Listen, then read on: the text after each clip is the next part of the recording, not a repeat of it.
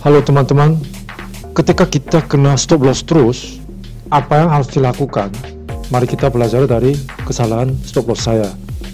Nah, khususnya ketika trading sesuai plan, misalnya kalau kita pakai automatic order untuk cut loss, tapi malah kena stop loss terus. Nah, kalau gitu bagaimana ya?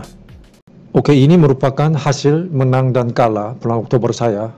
Iya, masih banyak merahnya ya. Jadi menang itu 60% lebih banyak daripada kalah. Oke, di sini ada 4 contoh warna kuning. Itu kena stop loss pakai auto order. Nah, kita lihat satu demi satu. Pertama, Ciputra. Ini saya belinya tanggal 18 ya, itu di puncak. Ini kan masih jauh dari MA20, ya kan? Yang kuning itu MA20. Tapi saya buy karena waktu itu ya merasakan nyaman, itu yang salah. Karena saya udah ambil cuan dari tanggal 14 dan 15, terus jual, terus beli lagi. Nah, pengalaman saya, kalau rasanya nyaman waktu beli, itu tanda rugi. Tapi sebaliknya, ketika beli, rasanya gelisah, deg-degan, takut gitu, tapi tetap pencet enter, nah itu cenderungnya cuan. Tanggal 18 itu, IHSG-nya udah tinggi sih, udah naik selama 3 minggu. Ini kan candle-nya kan makin pendek. Nah, berarti kan buying power-nya kan tadinya kan, ini kan candle panjang, kuat, tapi sekarang udah pendek-pendek, berarti kan udah buying power-nya udah mau habis. Tapi ya, waktu itu saya akui masih tidak sabar cari cuan kayak buta gitu. Jadi pelajarannya, kalau indeksnya masih awal bullish, ya bisa aja ikut MA5. Ya, memang kita tidak tahu ini awal atau sudah mau koreksi, tapi kan ini tandanya kan candlenya panjang. Berarti kan buying power-nya ini sedang masuk kan, jadi bisa berharap itu tanda bullish. Tapi indeksnya kalau udah tinggi, ya harus menunggu sampai dia turun ke MA20. Itu pelajarannya. Kenapa saya pilih Ciputra? Karena pertama isu globalnya kan inflasi. Nah, kalau inflasi, yang menangnya adalah yang punya aset nyata, kayak yang punya banyak properti. Apalagi misal contoh di Korea, sekarang kan lagi tahap with corona. Jadi orang-orang ke mall, shopping, itu sudah mulai rame. Indonesia kan juga kan makin rame kan, terus rasio vaksinnya juga naik terus. Jadi kita udah kangen mall. Nah, jadi yang punya properti saya perhatiin. Jadi saya kira daya belinya tetap akan ke sektor properti. Tapi saya salah entry-nya. Lalu menetapkan stop loss-nya. Kalau saya masuknya di harga tinggi, harusnya lebih pendek. Jangan di bawah MA. Waktu itu saya taruhnya kan 1095 stop loss-nya. Nah, di sini harga low-nya 1090. Berarti kan saya taruhnya di harga hampir low. Ya salahnya karena kalau sudah jebol MA, itu bikin trigger para investor untuk cut loss. Atau dia take profit. Jadi terjualnya bersamaan dengan mereka. Jatuhnya ya harga low hari itu. Kalian mungkin tahu, loss cut itu sering bikin harga bottom. Massive loss cut itu kan sama seperti panic selling. Jadi itu bikin masuklah bottom fishing buyers. Jadi ya akibatnya habis terjual dia mantul. Makanya kalau loss cut itu lebih baik duluan sebelum MA. Misalkan di sini misalnya 1100. Oke, waktu itu saya belinya kan 1114. Mungkin harusnya memang entry-nya juga salah, tapi kalau sudah beli itu stop loss-nya 1100 harusnya. Itu paling 3 tick. Karena kalau dia koreksi itu kan arahnya kan ke bawah. Jadi itu bisa bikin trend ke bawah.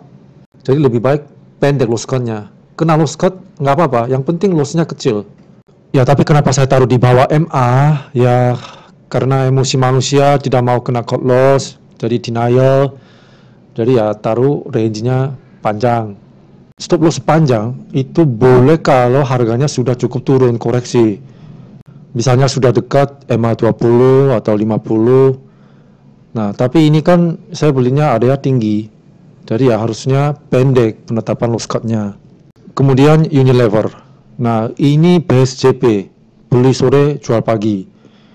Saya belinya tanggal 25. Ini contoh salah penggunaan automatic order sih. Nah, tanggal 25, harga sahamnya kan masih di downtrend dalam harian. Tapi saya tidak sabar belinya itu, jadi masuk 4.740, 4.640. Kalau trennya sudah kencang, itu bersifat lebih tancap gas ke arah yang sama. Nah, ini kan. Jadi harusnya nunggu sampai harga close. Apalagi hari itu asing, net sale-nya kan besar. Biasanya asing dia ordernya CD order, kepanjangannya careful discretion. Jadi brokernya pecah-pecah split jumlah sell ordernya, lalu dibagi waktu. Misalnya broker terima order dari nasabah institusi asing 10.000 lot misalnya. Jadi sepanjang jam market itu kan sesi 1 dan 2 itu kan 4 jam. Jadi misal dia split 10.000 lot secara random, terus dibagi 200 kali misalnya. Jadi secara random dia order terus sampai market close, biar dia tidak kalah dengan harga VWAP, harga rata-rata sepanjang market. Karena itu permintaan nasabah untuk mengukur broker itu mampu atau tidak. CD order itu lazim di sekuritas-sekuritas yang terima order dari institusi asing. Nah, contoh waktu saya kerja di HSBC Securities di Korea, sebelah meja saya itu dealer-dealer itu terima order dari institusi asing seperti itu. Indonesia juga harusnya sama. Jadi untuk Unilever ini pengalaman tadi itu harusnya bekerja, tapi ya kalah dengan emosi ketidaksabaran. Makanya pentingnya namanya metacognition. Artinya tahu emosi saya seperti apa. Melihat sendiri secara objektif.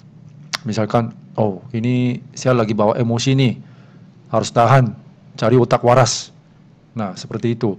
Unilever itu hari kemudian saya taruh stop loss 4590 melalui automatic order. Nah hari itu kan open price 4580. Jadi ya begitu open market langsung kena stop loss karena open price-nya lebih rendah daripada harga stop loss saya. Kemudian dia terbang. Jadi salah sayanya adalah waktu dari pembentukan open price sampai jam 9:10.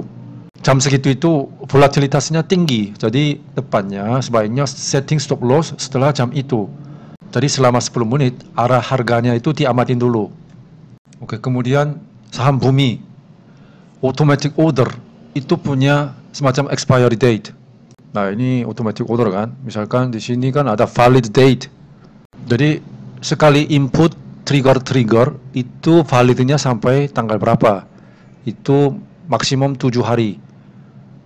Ya tapi gimana ya, sebaiknya setiap hari diperbarui. Bumi itu saya masuk tanggal 27, harga 76. Tapi rencana awalnya setiap kali dia turun, saya mau akumulasi tadinya. Karena walaupun harga batu bara sudah turun dari puncak, secara tahunan harga masih tinggi. Jadi laporan keuangan perusahaan batu bara itu harusnya akan makin cantik ya. Lalu Bumi itu kan masih banyak anti, orang yang tidak suka. Nah, jadi kemungkinan rally itu nantinya lebih elastis kiranya ya. Tapi saya lupa asumsi saya itu. Seperti biasa saya settingin harga loss cut seperti swing. Belinya 76, terus stop lossnya 72, 4 tick. Nah, lalu saya baru sadar besok paginya, tanggal 28, itu chart 3 menitan Bumi tanggal 28. Nah, itu opennya 75, tapi low-nya kan 72, jam 9:01 menit. Jadi langsung terjual.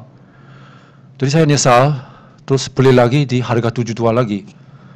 Jadi di sini saya belajar, meskipun pakai automatic order, jangan malas dan jangan biarin, harus cek tiap hari. Nah, kemudian Pakuwon. Saya belinya Pakuwon sebetulnya pada dasarnya logikanya sama dengan tadi Ciputra. Masa inflasi kuatnya yang punya properti, dan semakin rasio vaksin tinggi, orang-orang cari mall. Anyway, saya beli Pakuwon tanggal 22 dengan harga 520. Itu mendekati MA20. Tapi salahnya taruh stop lossnya sekitar MA50 484. Itu hampir minus 7%. terlalu jauh dari harga average-nya. Apalagi itu di MA50. Jadi itu bikin pembeli yang menunggu oversold, itu mereka masuk. Jadi harusnya saya taruh stop loss sekitar di sini. Jadi setelah cek apakah dia bisa tahan area MA20 atau dia mantul. Lalu IHSG-nya kan sudah ini merah kan. Jadi downtrend-nya kuat, harusnya stop loss lebih pendek, terus nunggu sampai dia touch MA20. Terus untuk pattern fishing, nunggu di false break di bawah. False break kan, masuk lagi kan. Jadi makan barang low cut seperti barang saya. Seringnya automatic order itu mengalami dia terjual di harga low, terus lalu dia diangkat sama bottom fishing buyers. Jadi kalau swing, automatic stop loss itu ditaruh di atas EMA aja, bukan sekitar atau di bawah EMA. Atau kalau manual, menunggu sampai melihat harga close, baru mikirkan harga stop lossnya di mana. Terakhir, ada kelebihannya automatic order, itu adalah trailing stop, waktu harga saham lagi naik. Jadi melindungi profit, floating profit. Nah, contoh ini saham RALS, Ramayana. Kenapa saya perhatiin RALS? Karena ini kan daily chart, konsolidasinya sudah selesai, terus sudah mulai uptrend. Secara fundamental pun, karena pandemi makin berakhir, orang pasti mau belanja di offline. Anyway, tanggal 4 sampai tanggal 7, ini kan sudah tembus high sebelumnya kan. Jadi saya perhatiin, terus saya masuknya tanggal 12 di sini. Karena dia udah koreksi nempel di MA5. Nah, dia naik tanggal 14. Nah, settingan saya, kalau dia gagal untuk tembus high tanggal 7 ini, stop, lalu jual 2/3. Nah, ini kan hari itu nggak bisa tembus kan, jadi ya terjual 2/3. Tapi akibatnya ya salah juga, karena dia hari kemudian naik kencang. Sisanya itu 1/3, saya itu jual tanggal 19, karena dia jebol MA5. Jadi itu stop loss. Nah, jadi saya kehilangan floating profit di sini sebetulnya. Jadi harusnya harga stop itu seiring dengan harga saham naik. Jadi harusnya saya naikin harga stop lossnya tanggal 15 dan 18. Ya, tapi di sini saya masih tahap trial and error. Makanya sekarang di AAALI, Astra Argo Lestari, CPO, tanggal 29 kemarin saya naikin harga stop lossnya terus. Nah ini kan, sekarang triggernya dia turun ke bawah atau sama dengan 10.625, saya jual sebagian. Karena sekarang harga CPO-nya bagus, terus harga saham pun naiknya uptrend kan. Jadi trailing stop itu saya taruhnya hanya sebagian saja. Lotnya, average saya 10.244. Saya beli Ali itu tanggal 26, waktu dia mantul di MA20. Stop loss saya 9940. Terus tanggal 28 itu low-nya 9975, ya hampir kena sih. Tapi beruntung nggak kena. Terus apalagi dia laporan keuangan untuk kuartal 3 itu bagus. Waktu itu laba bersih Astra Argo melesat 150%. Nah, jadi sentimennya masih bagus. Terus hari kemudian kan naik kencang terus kan. Nah, jadi ini chart 3 menitan hari kemarin tanggal 29. Jadi kan dia naik terus kan. Jadi secara real time saya koreksi harga stop loss dari 9940 naikin ke sini, naikin ke sini, naikin ke sini, naikin ke sini. Terakhir settingannya 10.625.